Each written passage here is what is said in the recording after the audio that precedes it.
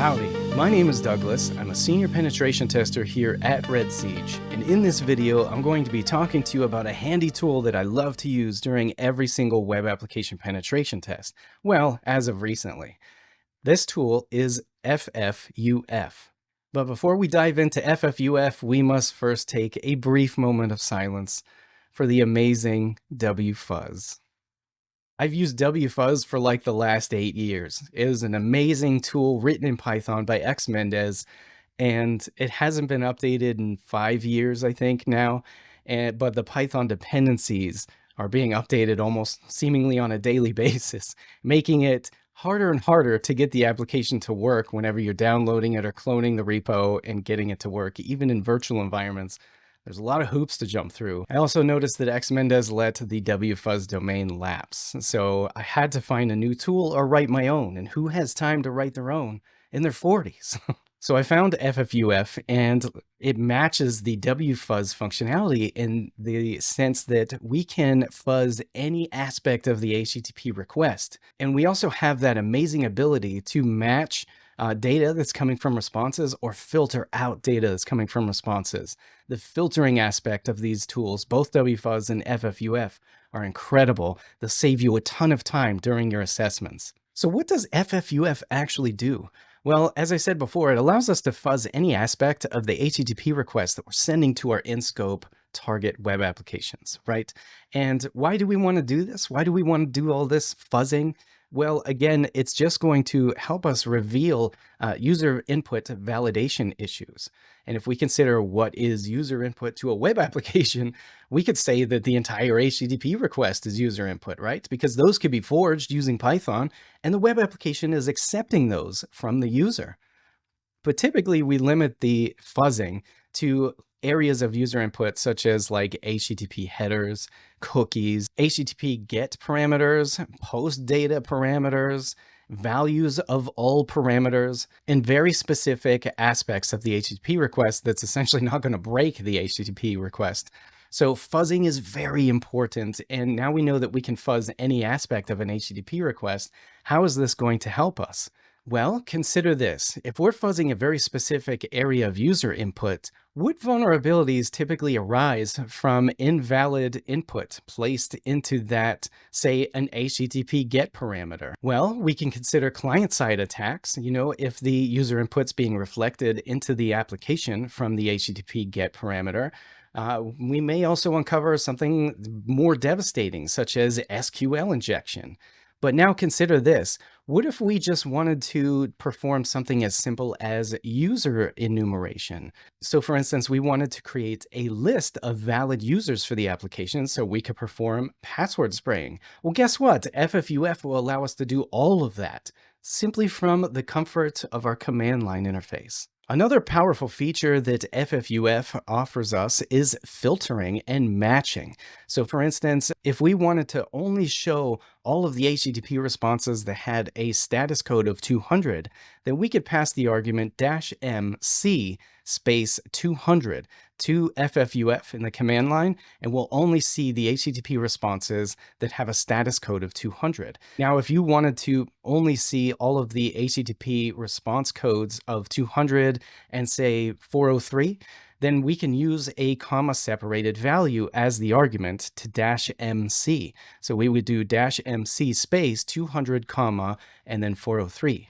If we did not want to see all of the HTTP responses that had a status code of 200, then we would use -fc space 200. And what that means is filter out all of the HTTP responses that have a status code, which is the C part of the argument, of 200. And again, that also lets us put in a CSV value of multiple status codes. Now, you can filter and match on many aspects of the HTTP response, including the word count, the line count, the byte count, the HTTP response code, strings, but I highly recommend checking the FFUF wiki, which is on the GitHub page. If you go to github.com/FFUF/FFUF/wiki, you can read all about all of the different arguments that we can use for matching and filtering.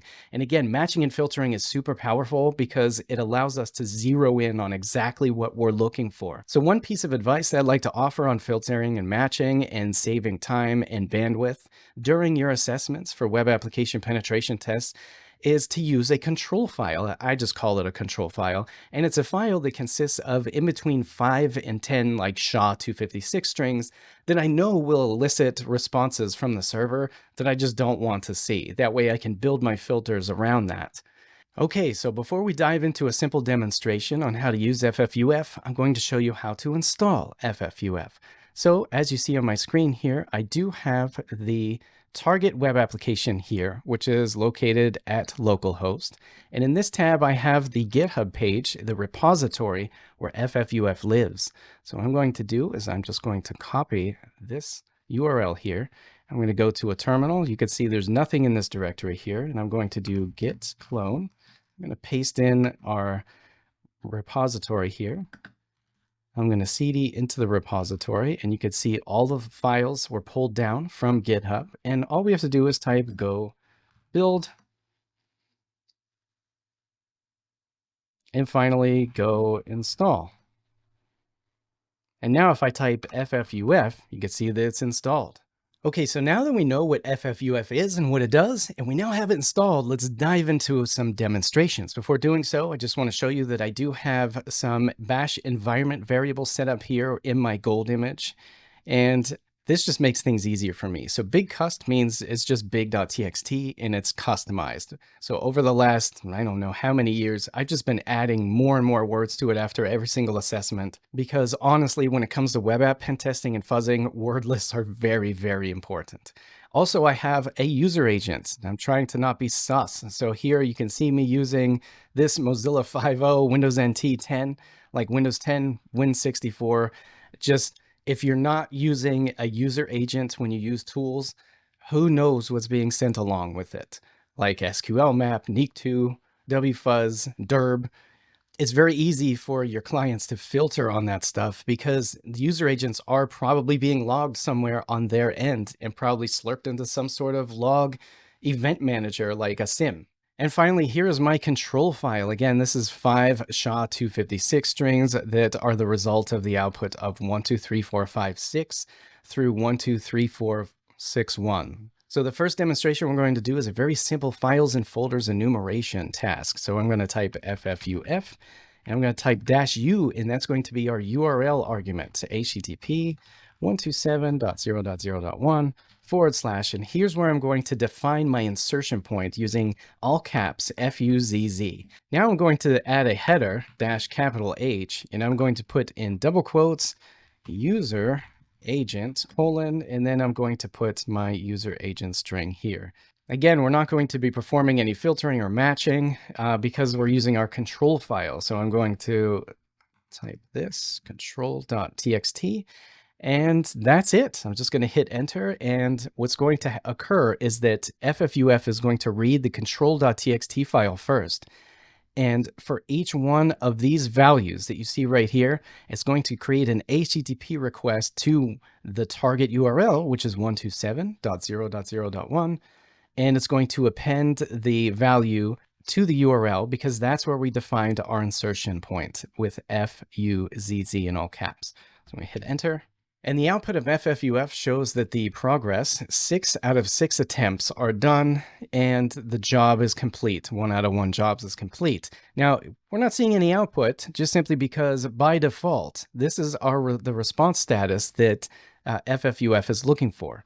So now if I go back up here again and I type -MC as an argument, which means match code, HTTP response code that is, and I type 404 and we hit enter, we see all of the responses because obviously files with SHA-256 don't exist on my my local Apache server that I'm testing FFUF against. So as I said before, we get a lot of columns and information here. We have the status code first. We have the size in bytes, which is 271. We have the amount of words per response, which is 23. The amount of lines per response, which is 10. And since they're all the same for every single request, you could use any of these for a filter.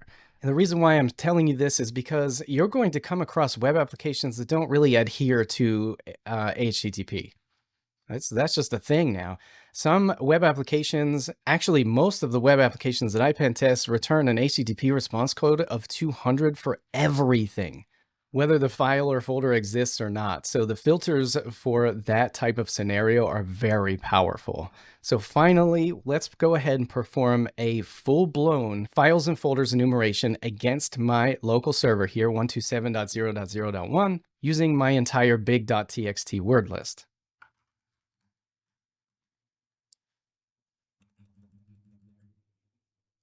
So instead of control.txt, I'm going to use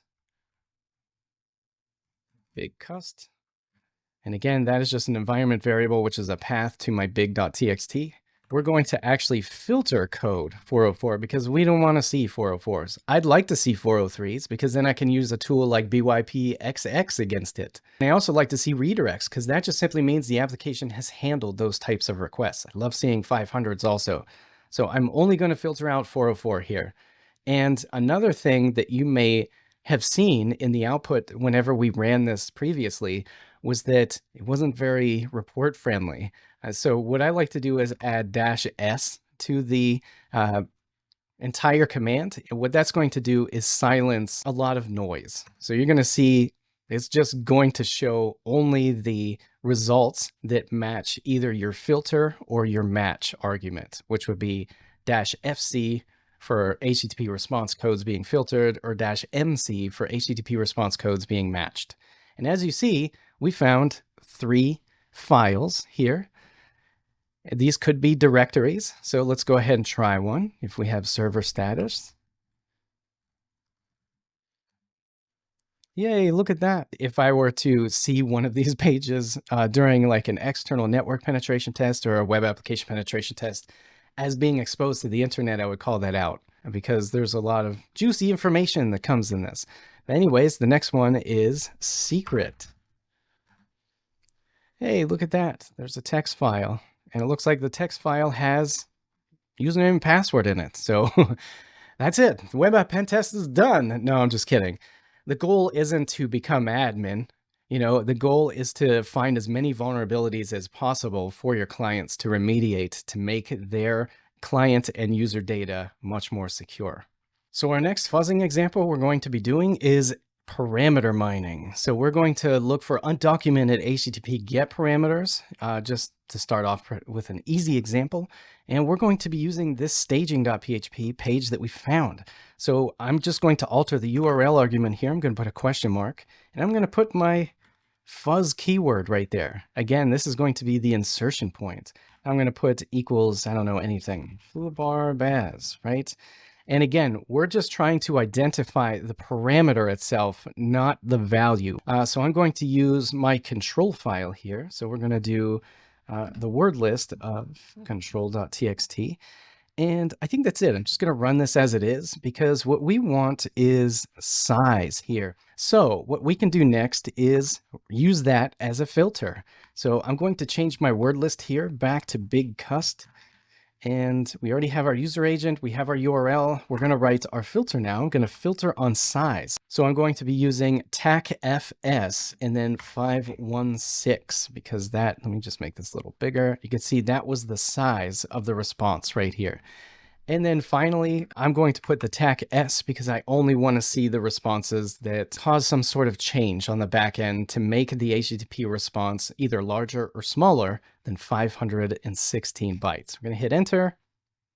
Hey, look at that. We found one, UID. So what happens when we put UID? Question mark, UID equals test. UID value of test. So it looks like our input here is being reflected directly into the page. Yeah, take a look at that. So can we put something here? just do some HTML injection, see if that works. Hey, look at that. We found HTML injection.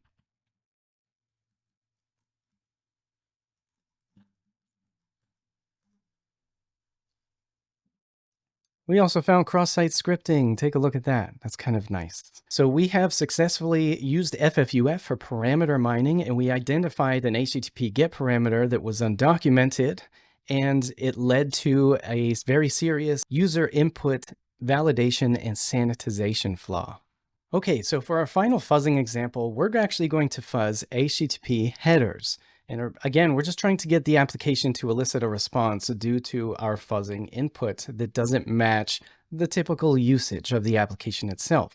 So I'm going to use this same page here, the staging.php. Just going to copy that part right there.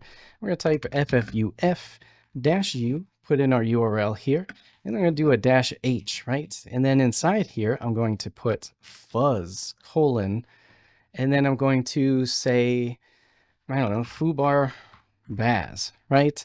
And again, fuzz is the interpolated variable. This is our keyword. This is our insertion point. So for every single request, FFUF is going to read through our file, which I'm going to use headers.txt, which you kind of want to be careful when you're fuzzing HTTP headers because you can accidentally cause FFUF to crash if it encounters a value that it wasn't expecting. So I like to keep the headers.txt file just kind of clean. And over time, as I'm performing my penetration tests, I look for headers that don't have my client's name in them or anything like that. And if they're very generic, I'll just throw them into the file, headers.txt, and then I use it for every request. So it's growing as I'm doing assessments, and it's helping me find more issues per assessment. So finally, what I want to do is we're going to filter on the same thing, which is filter size of 516. And finally, I'm going to put attack S for silent. And okay, so it looks like 516 did not match our requests right here. So I'm going to put no filter. I'm going to hit OK. And here's a good example of the size changing, my friends. So here we have 522, 561, 522. So all of these sizes are the same except this one, which means that this one is sus. So let's go ahead and see what that looks like. We'll do a curl -h and we'll put, what was it, admin, whatever, foobar baz. And we're going to put HTTP 127.0.1/staging.php and see what's returned. Look at this. We see something new. It says we're now logged in as admin. Be careful. And then we have a C. That's kind of cool. So we just fuzzed. I guess if you just pass an admin header to this application, you're admin. Now, obviously, you're not going to find stuff like this in the real world every single engagement, but it can happen. And fuzzing any aspect of the HTTP request means that you're doing a thorough job when you're performing a web application penetration test, because fuzzing is a massive, massive part of what we do every day with our job. So we saw 3 really good examples of fuzzing using FFUF in this demonstration. We fuzzed for files and folders, which is something you do in every single assessment. We did parameter mining, and we even fuzzed HTTP headers and found information. Now, this is probably something you're not going to encounter in every single assessment, obviously. This is a very weak application that I just made a few minutes ago for the demonstration purposes of this video. But my point is, this is a very awesome tool, and I did use WFuzz for many years. And when it disappeared, I had to find something new, and FFUF just fell into my lap, and I love it. So thank you so much for joining me in this demonstration video. I hope you enjoy the rest of your week. And until next time.